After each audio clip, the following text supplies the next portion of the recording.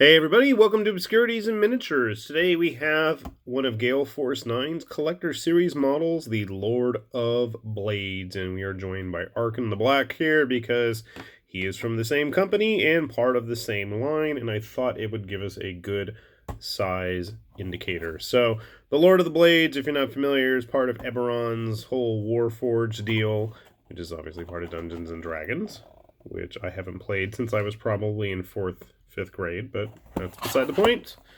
We won't talk about how many of the books I owned and read and reread over the years as a sad tween. No. Anyway, so this is a resin miniature. It's not painted, and it's tucked away in the foam. Shades of Protoss, or Archon, or whatever you want to call them, because that is their modus operandi when it comes to their unicast models. So hey, check it out. This is all a single piece, so if you're one of those weird types that doesn't want to build your models, I forgive you. It's okay. You don't have to. It's already built. You can see here, all those little rivets are really riveting. No, they're popping off. It's really easy to see the detail there. He's not as big as I had hoped. And I owned the old pre-painted plastic D&D stuff when they had that skirmish game. They had a model of him, and it looked really awkward.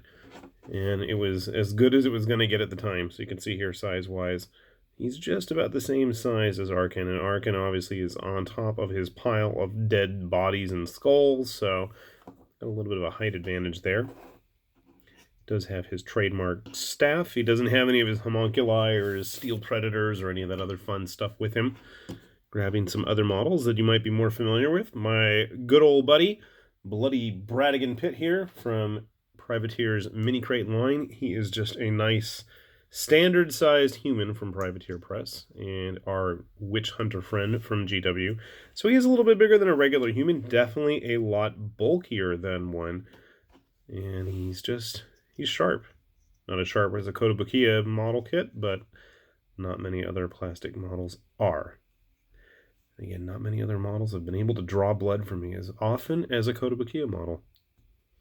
So looking at the paint job here, there is no paint job. They have like this weird, almost like a woodening leather type material that seems to exist between all their limbs that protects all the joints. So I'm thinking I might go with a leathery color there, and it looks like he's got like a glowing area in his chest. I guess my only disappointment is the fact that he's not bigger and even more imposing. But that's a bit of a nitpick. I am going to have to do a little bit of cleanup here, but it's nothing too significant. Overall, pretty happy with this. Believe it or not, mecha are probably my number 2 pick in terms of things to build and work with and play games with lizards and reptiles probably being number 1, but they are a very close second. So I am absolutely happy to have this. Wasn't as impressed with the new Warforged models that Gale Force 9 put out. They were a bit too plain, while this guy is a lot more flashy and has a lot more pizzazz with his blade wings as well.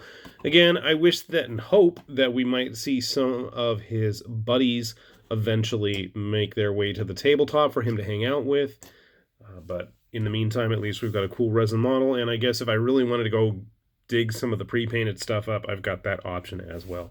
So cool model. If you're interested in out there looking, I know they are available. It seems like the distribution is still kind of spotty with everything going on in the world at the moment, but I think if you hold out and persevere, you should be able to find one online at the very least, or maybe you're one of those lucky few people that actually has a store that has curbside pickup available, because nobody does around here, sadly, where I live.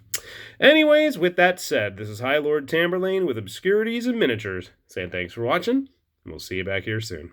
Bye-bye.